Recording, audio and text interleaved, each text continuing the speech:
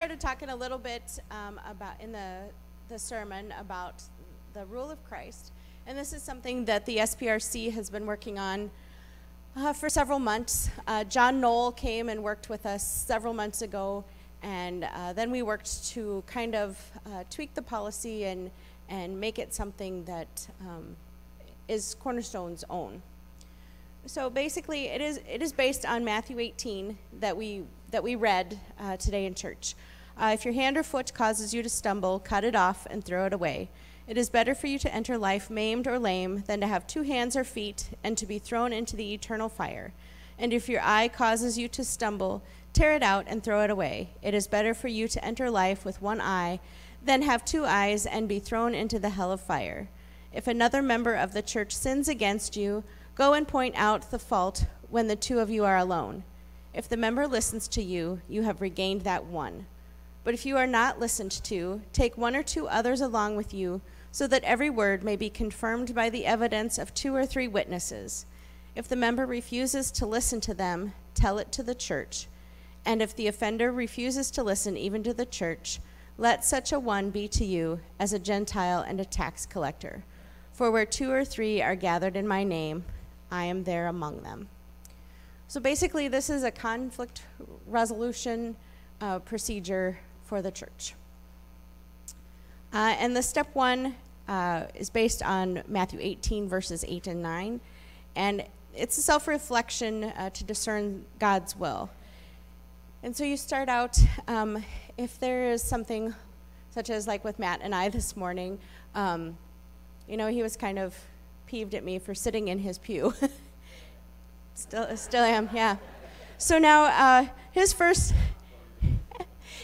step would be to pray and meditate on that, and what is really his concern and conflict, and to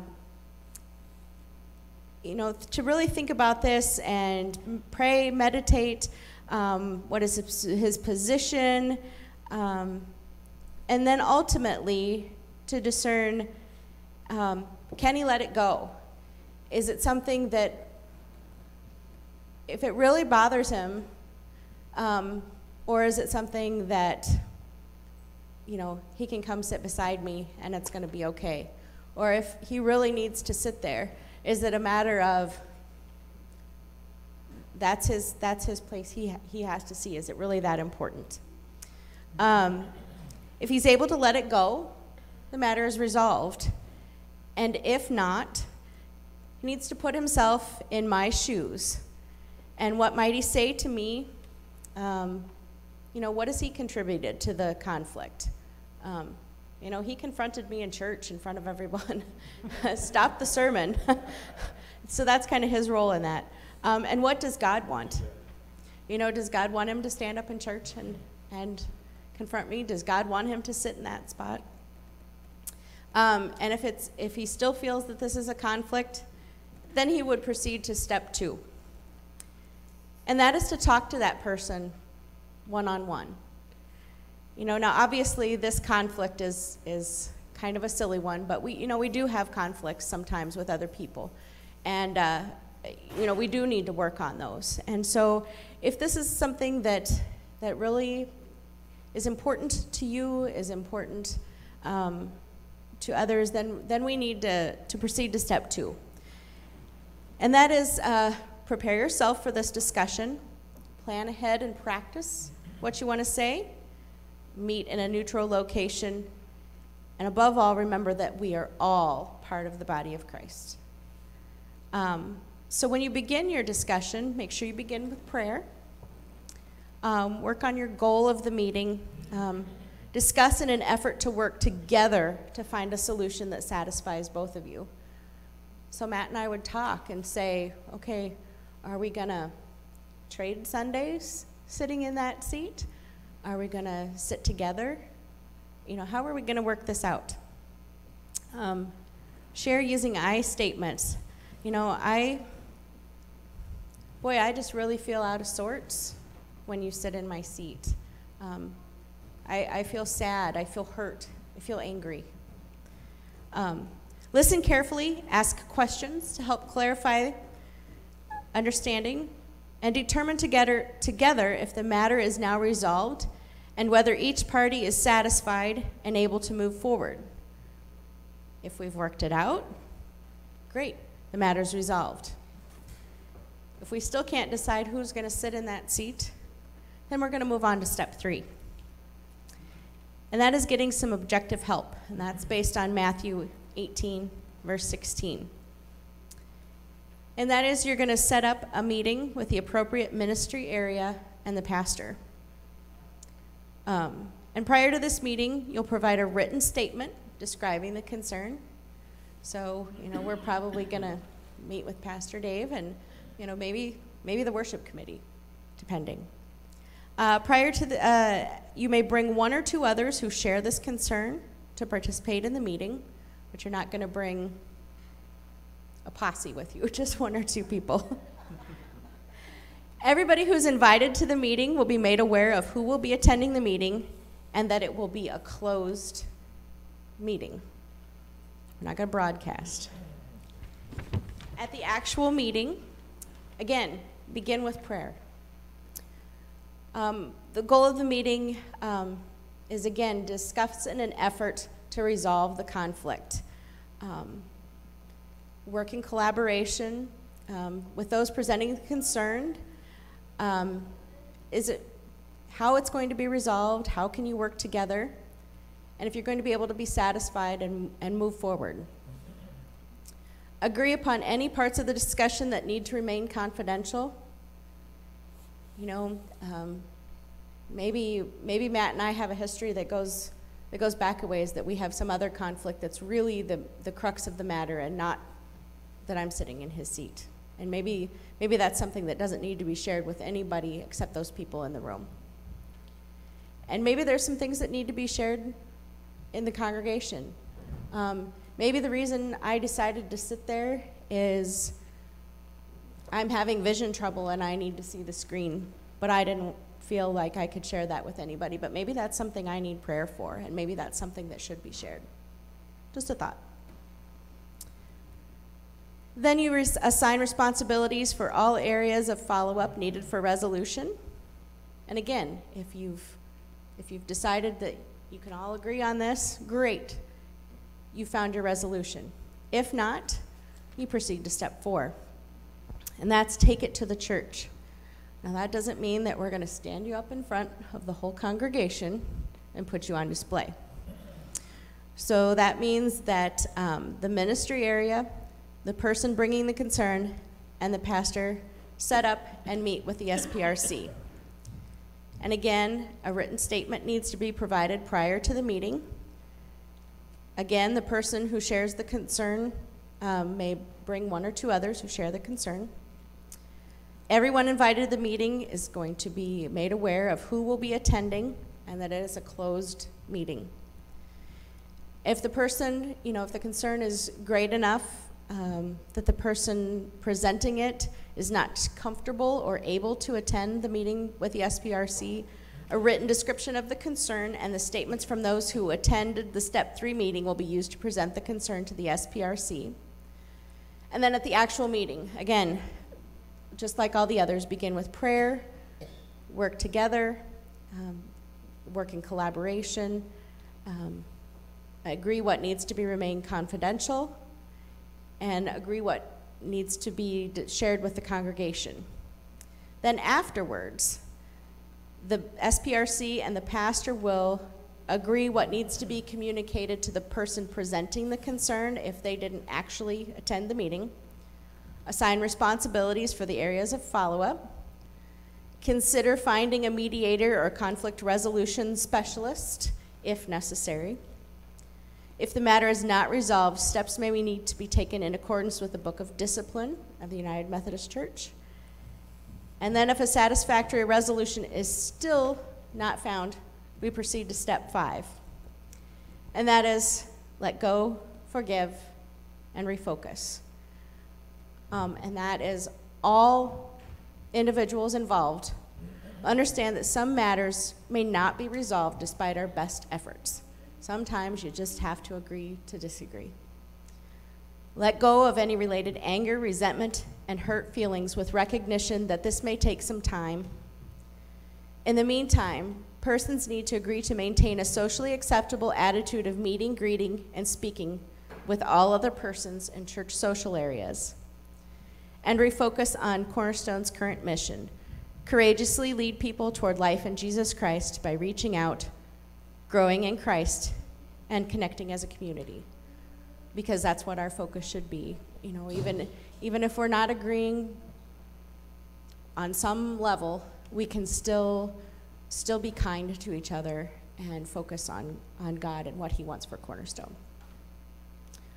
So that's kind of the procedure in a nutshell, and we hope that this will help us focus on growing together in as Cornerstone, and if we do have any conflicts, give us a tool to use to help resolve those conflicts. Does anybody have any questions about this?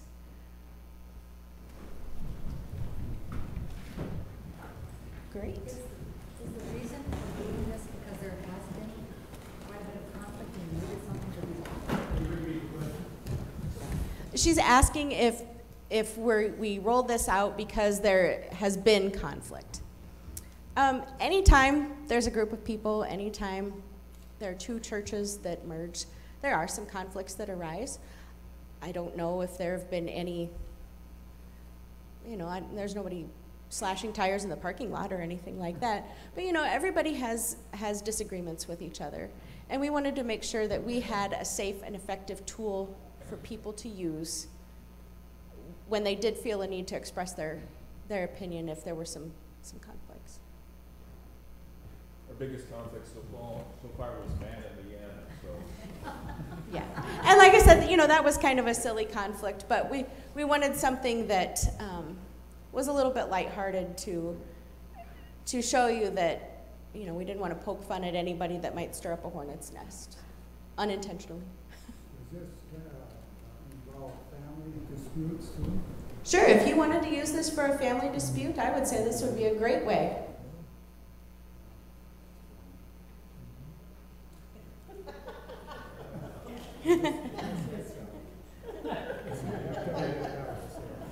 If you want to speak to Pastor Dave afterwards, feel free. No. I want to keep it private. Okay. Well, feel free to come to him if you need him. If you proceed to step, 2 or 3 there.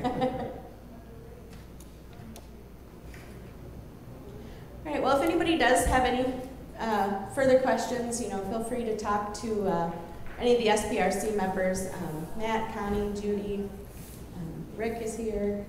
So we'll be glad to try and answer your questions as best we can.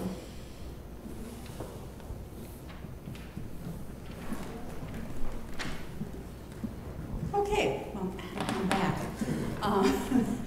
Thank you, Liana.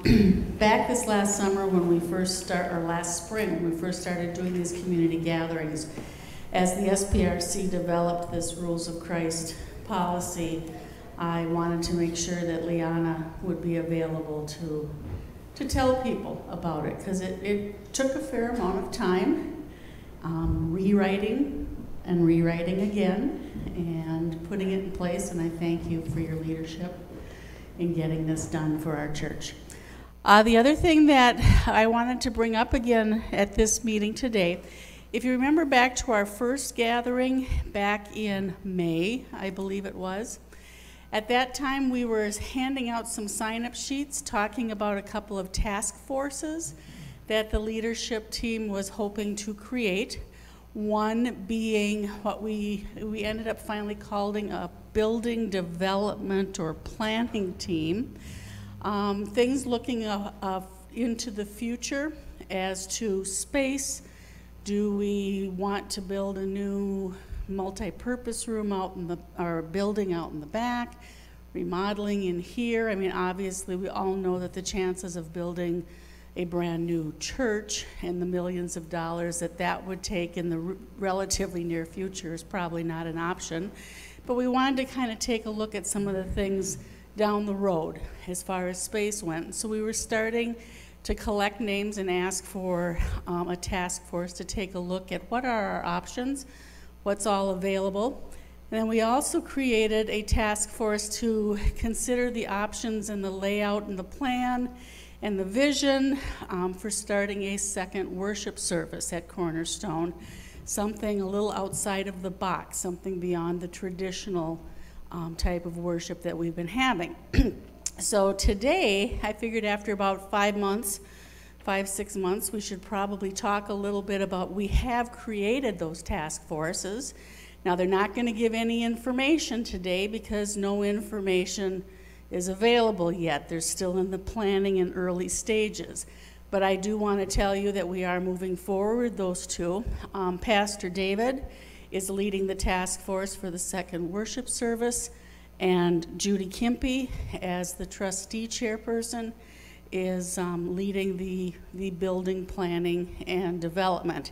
And so I asked them today, now there's not going to be time for a whole lot of questions because like I said, we don't have any answers. We don't know how this is going to go, but I wanted them to at least tell the group as to who's on the team and maybe some of the ideas, how often have they met and what are some of the ideas being bantered around. I can guarantee you that in coming months and possibly years, you're going to be hearing a lot more from these groups as ideas do develop and become reality. And obviously with the building type of thing, there will have to be congregational vote and all sorts of things before we move forward with those. But wanted to let you know we haven't forgotten the issue. So who would like to, I guess he's pointing at you. Dave's tired of talking. Well, you all know me. I'm Judy Kimpy.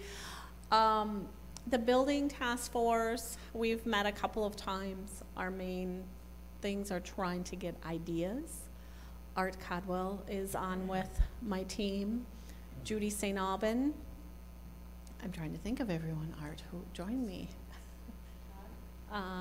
Yes, Todd Quist and Marsha Hubner.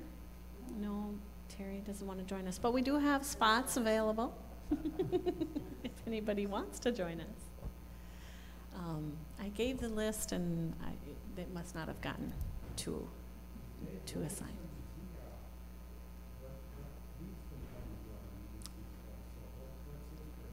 Dave was a part of the team. Unfortunately, Dave has resigned from the church just recently. So he will not be at any farther meetings, but yes, he was a part of the meeting task force. We've just been going over generally ideas, as we said. Connie said them all already, whether it's a building out on the green space out here,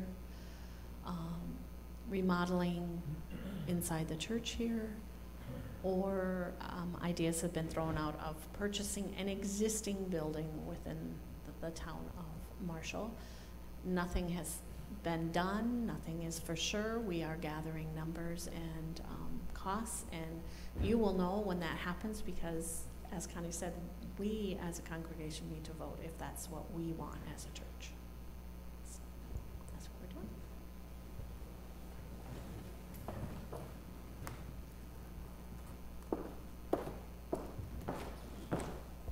Thanks, Judy. Just want to say a couple words about our second service worship task force. And so I know there's been a lot of discussion about launching a second service. There was discussion with the merger team, and we talked about it a lot. Chris and I have talked about it a lot, and so there's been a lot of discussion. And we were hoping to launch a second service the fall of 2016, and we had a whole lot of discussion, and it just didn't come together.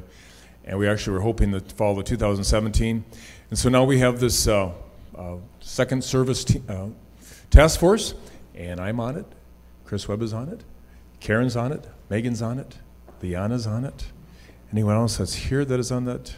There's about 7 of us. Can Karen or Liana, can you remember who else is on the task force? We have 7 people, and there's some open spots if you'd like to serve. And so right now there has been no decisions at all. Apparently there were some rumors going around that we had made decisions. Well, no, we haven't decided anything. We're seeking the Lord and asking questions and praying. We're actually doing a survey We hope to get 50 surveys from unchurched people from our community and neighborhoods, and it could even be people that are outside of our church. 50 surveys. Do you go to church? Why don't you go? What are you looking for in a church? And so we're gathering information right now. So best case scenario is that we will launch a second service by Advent this year. That's best case. That's probably 10% chance of that happening. It's possible, but very unlikely. Probably the better case scenario is that we will launch a second service by Lent, so March of 2018. That's what would be probably the best case to get it going. And we don't even know if we're going to do it here or off-site, someplace else, who we're going to be targeting. So, I mean, we have a lot of questions to ask folks. We have to ask, who are we going to target? Christians that, are we going to target Christians already in the church? Are we going to target de-churched people who have left the church, or unchurched people? Now, we could do all three, but it's really hard to do all three. Because if we do a service like this, it'd be very, very challenging to expect an unchurched people that have no idea what's going on with the church. And so we have a lot of questions to ask, and we're going to figure it out. The Lord's going to show us. We're going to figure it out together. We're going to figure it out as we. So the last case scenario as far as launching would be the fall of 2018. And I'm hoping that we can do it before then. It's possible we might do something at Advent. So that's it. That's kind of where we're at. I'm excited about it, and we're working as a team. We're going to figure it out. Okay, thank you. So, anybody have any burning questions that they were hoping were going to get answered today? Or at least want to ask them? I'm not going to guarantee you we're going to answer them. No? Yeah, Karen. You talked about the focus on hospitality in our church. Are we doing anything to move that forward? Education? Yeah, pretty much the emphasis overall in all the things that we're doing. There is a vision of moving from fellowship to hospitality. For those that maybe have not heard that phrase before, it's a general attitude about how we're very good at fellowship. We're very good at knowing each other and fellowshipping together. But how do we move beyond that to be hospitable to others coming in who maybe aren't a part of the group, and how do we welcome people in? So a lot of the things that we're working on are all involved with that idea of moving from fellowship into hospitality. The small groups team has recently changed their name to the hospitality team, as small groups being a good way to get people connected that maybe are not a part of morning worship or part of what we normally do around here. The bags, the welcome bags, have been a part of it. And the team's talking about a lot of different things that we can do to move into hospitality from just fellowship. The second service. We talked about it at our leadership team meeting on Tuesday, and we hope to get a coach to come and help us work on that. And so I'm hoping that we'll have somebody that will be coming in November and doing a little coaching, if that's a good word, of our whole congregation, because that's a really, really important concept that we're moving towards hospitality. It's not that we're unfriendly, not at all. I think this is very friendly church. But it's just some things that we can do to draw in people from outside our church that just aren't used to being us wonderful church people. And so we'll work on that. Yep. So taking your place in church on Sunday, we try and find someplace next to it and then visit. Excellent idea. Here's a microphone. Say that louder. What'd you say? Say that louder. I said, so if somebody takes your place in church on Sunday, you find a place near them and then get acquainted with them and visit. Yes. How you doing?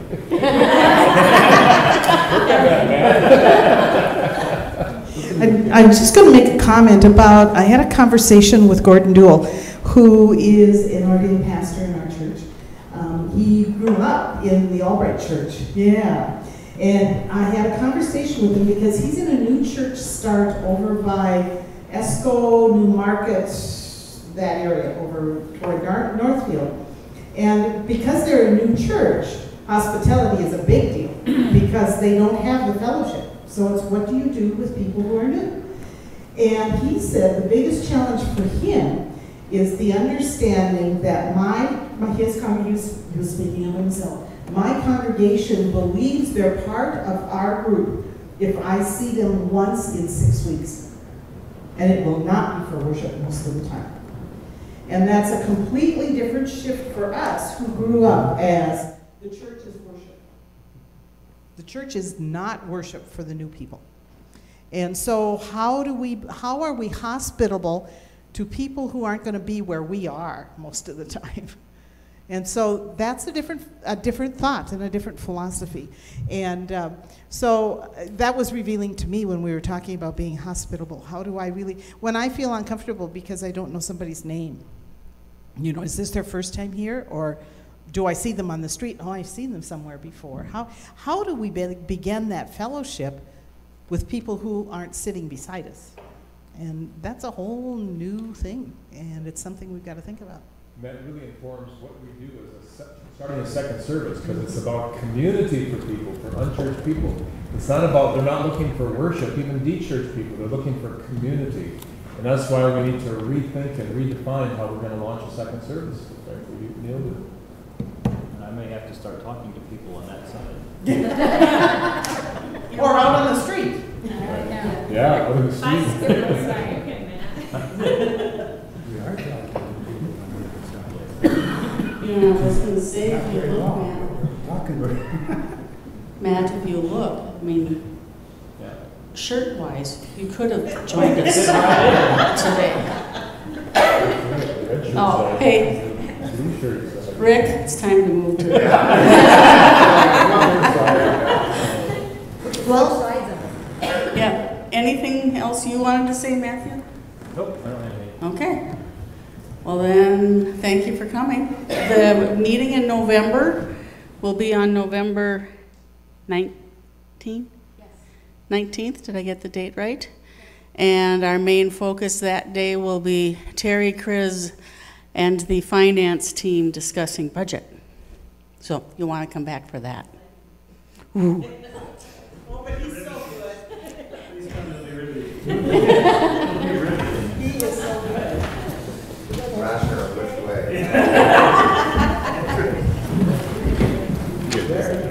Yes.